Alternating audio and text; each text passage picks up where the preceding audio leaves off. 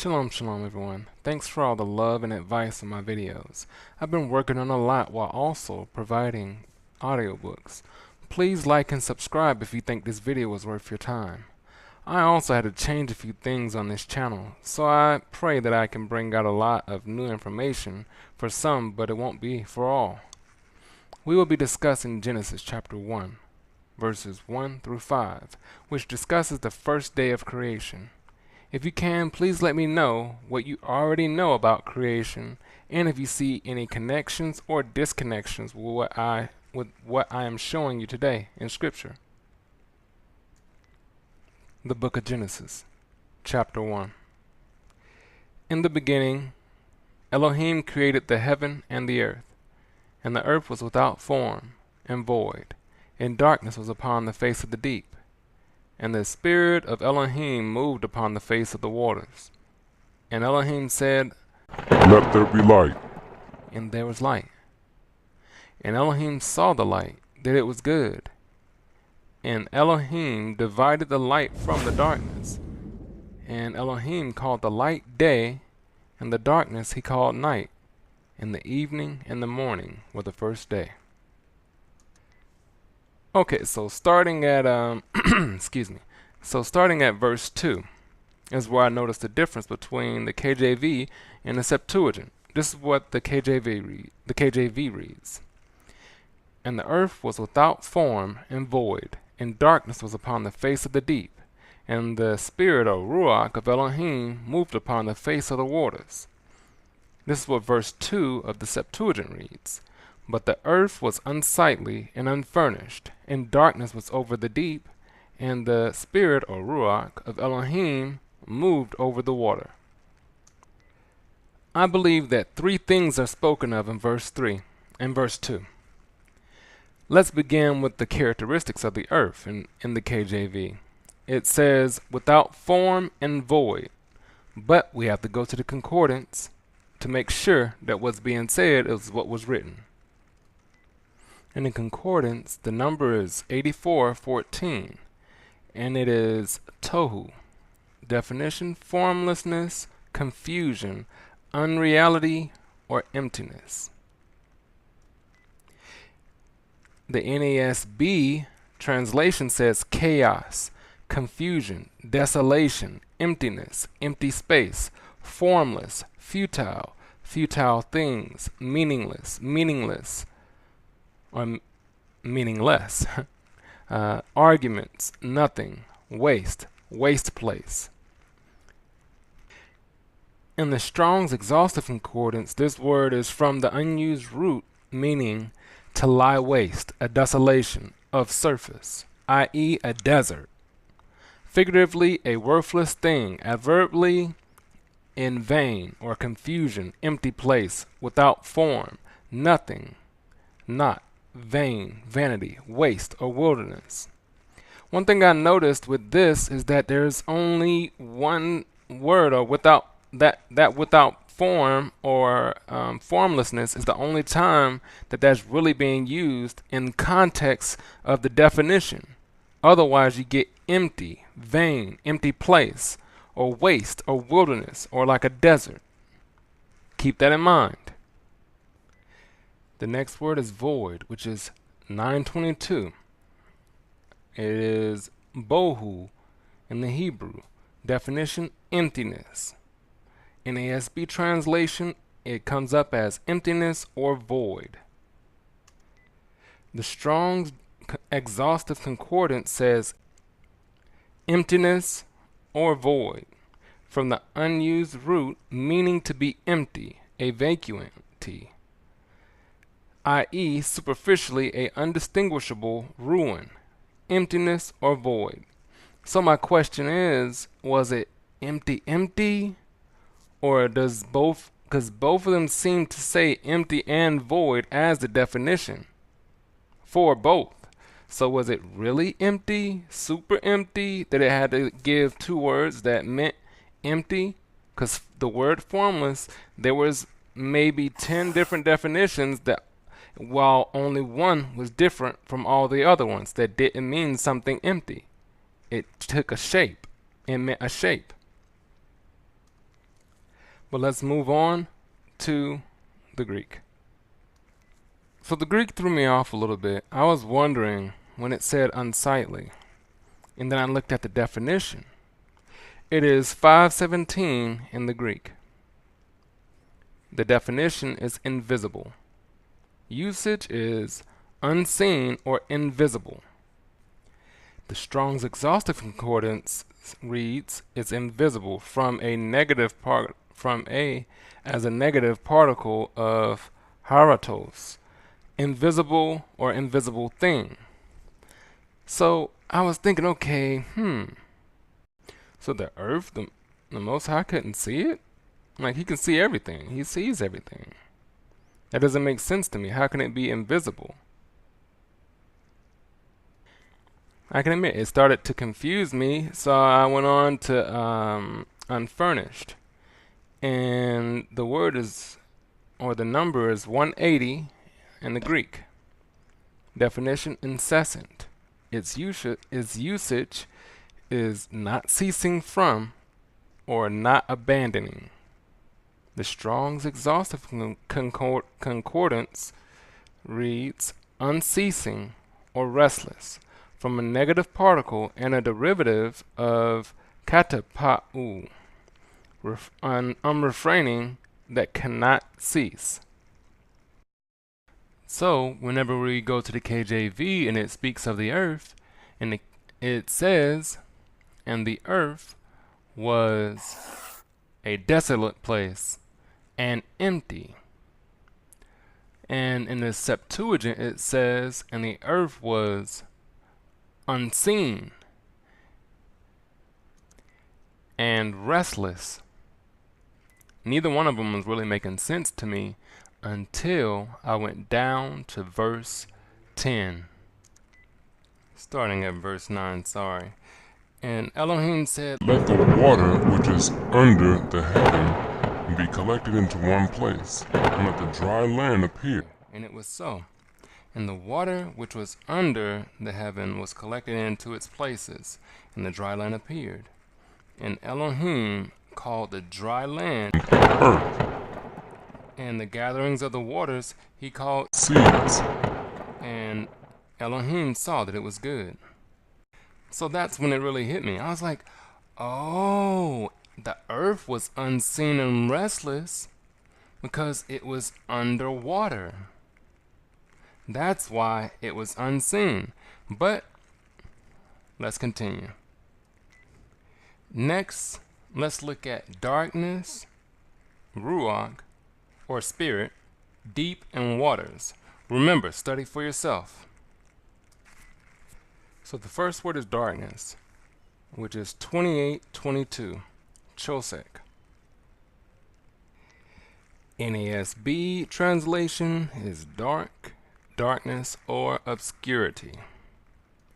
The Strong's Exhaustive Concordance says darkness, night, obscurity, from chosek, the dark, hence literally darkness, figuratively misery, destruction, death, ignorance, sorrow, wickedness, darkness, night, and obscurity.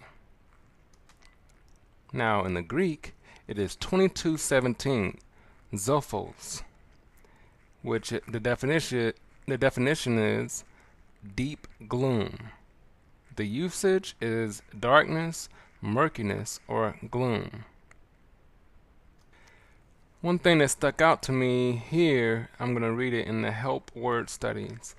It's murky, appalling gloom, referring to darkness so dense and foreboding it is felt, figuratively apocalyptic, gloomy darkness associated with the netherworld, bringing indescribable despair. The Strong's Exhaustive Concordance says blackness, darkness or mist, akin to the base of nephos, which is akin to the base of nephos, gloom, as shrouding like a cloud, blackness, darkness, mist. We're going to go to the root word, which is 3509, nephos. A mass of clouds, a cloud. The usage, a cloud, met a dense crowd, a multitude or great company. The Strong's Exhaustive Concordance says a cloud, apparently a primary word, a cloud. Pretty much, yeah.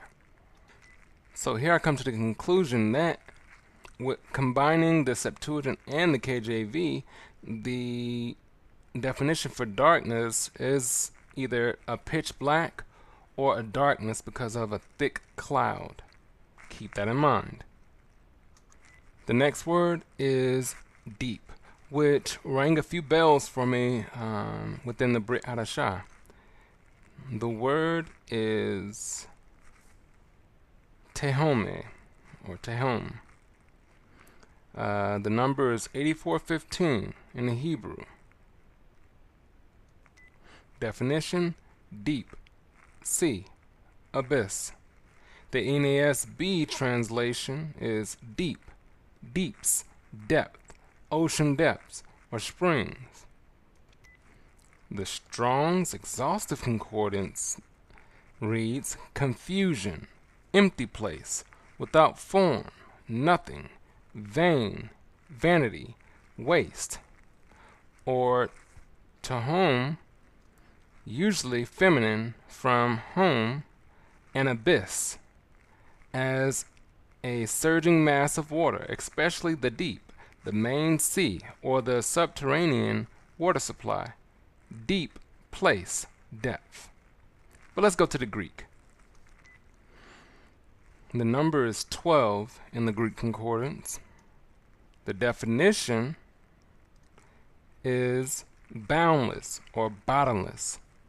The usage is the abyss, unfathomable depth, and usually Jewish conception, the home of the dead and of evil spirits.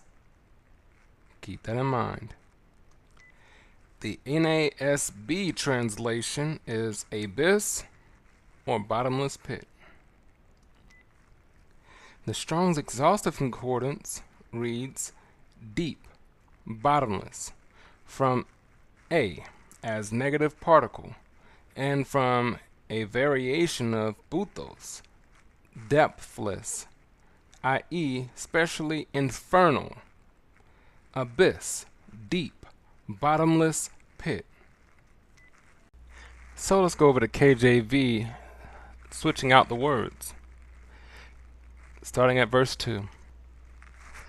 And the earth was desolate and empty, and evil was upon the face of the abyss or deep waters. We're going to do the same thing for the Septuagint. But the earth was unseen and restless, and a dark cloud was over the deep. In this one, I think that these two can be merged together. While in the beginning, I think that the earth was unseen and restless. But on the darkness side, I think that it was darkness, and also there was evil that was created there. We have to keep in mind that Elohim also created evil. So here, I believe that hell, or what people call the bottomless pit, was created in the beginning. So we go to 2 Peter chapter 2 and verse 17, and this is talking about, the whole chapter 2 is talking about false prophets and false teachers. And it comes up to verse 17 and it reads, these are wells without water, clouds that are carried with the tempest, to whom the mist of darkness is reserved forever. So this darkness and this mist or cloud, as we go into the actual definition of that word mist of darkness, is what was in the beginning. That's what's reserved for those false prophets and those who don't keep the commandments. So we go to Matthew chapter 8, verse 11 through 12, and it says, and I say unto you that many shall come from the east and the west, and shall sit down with Abraham and Isaac and Jacob in the kingdom of heaven. But the children of the kingdom shall be cast out into outer darkness. There shall be weeping and gnashing of teeth. Is it the same place? Let me know in the comments. Let's continue. Matthew chapter 22, 11 through 14. This is speaking of the guests who had on the wrong garments. And when the king came in to see the guest, he saw there a man which had not on a wedding garment. And he said unto him, Friend, how comest thou in hither, and not having on a wedding garment? And he was speechless. Then said the king to the servants, Bind him hand and foot, and take him away, and cast him into outer darkness. There shall be weeping and gnashing of teeth, for many are called, but few are chosen. Last one on that note, in Revelation chapter 9, 1 through 3. And the fifth angel sounded, and I saw a star fall from heaven unto earth, and to him was given the key of the bottomless pit. Remember that? And he opened the bottomless pit, and there arose smoke out of the pit, as the smoke of a great furnace. Fire, fire. And the sun and the air were darkened by reason of the smoke of the pit. And there came out of the smoke locusts upon the earth. And unto them was given power, as scorpions of the earth have power. So I use these different scriptures to say that in the beginning, when after he created the earth, he had the abyss there as well. The abyss was on the earth, and it was opened. Therefore there was darkness upon the face of the deep, because of the smoke rising out of it. It was a great furnace, or as the definition says, an infernal. So the third piece, just to continue, we have the spirit or Ruach of Elohim moved upon the face of the water, or waters. We see that the word spirit often translates as wind or breath.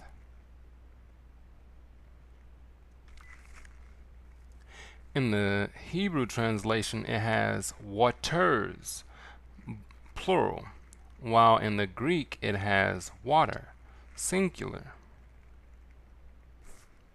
And just to read the KJV in its entirety in the verse 2, and the earth was desolate and empty, and evil was upon the face of the abyss, or deep waters.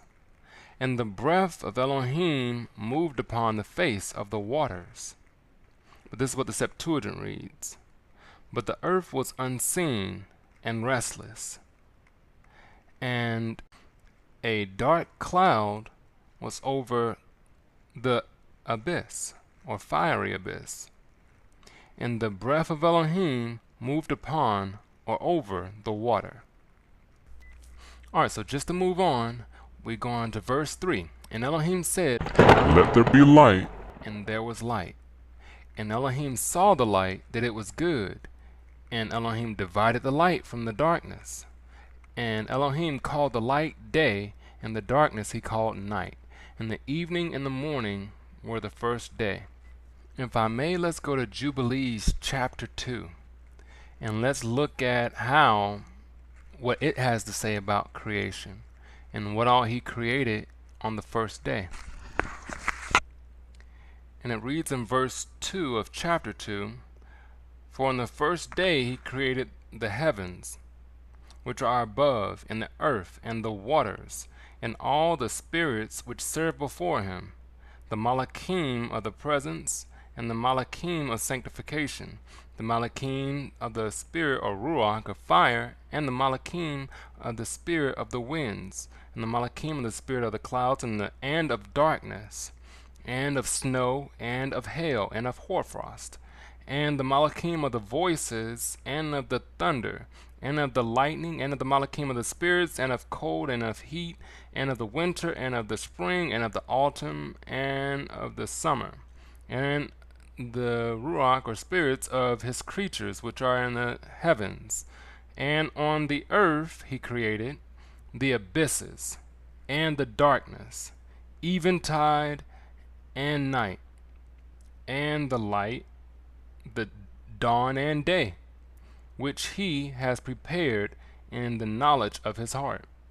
And thereupon we saw his works, and praised him, and lauded him before him on account of his works. For 7 great works did he create on the first day. So as we can see, night and day, evening and morning, the ruachs of the heavens were all created. The abysses were created, and the waters were created. All these different things were created in the beginning. Therefore, I hear some say that the evening or the darkness was first, or it was created first, when nothing really says that darkness came first. It says within Jubilees, I guess going along with Genesis, the heavens and the earth was created first, and then it goes into saying what was all created in the heavens and what was all created on the earth. No one can say what was created first because we don't know. It would just be speculation. Alright, so in verse 3 and in 4, did you notice that darkness wasn't called good, but the light was? That's something right there. There's only a few things in creation that wasn't called good. But we'll get to the others once we get there. But darkness wasn't called good, but the light that he created was called good. And lastly, verse 5. And the KJV reads, And Elohim called the light day, and the darkness he called night, and the evening and the morning were the first day. While the Septuagint reads, And Elohim called the light day, and the darkness he called night, and there was evening and there was morning, the first day. In most Hebrew texts, they agree that that word, as we get past night, it should read, and there was evening, and there was morning, giving a timestamp, or giving pretty much saying this happened and then this happened. Now let me explain. So here's where much discussion stems from as to when the day begins. It's also the first time that light and darkness is separated.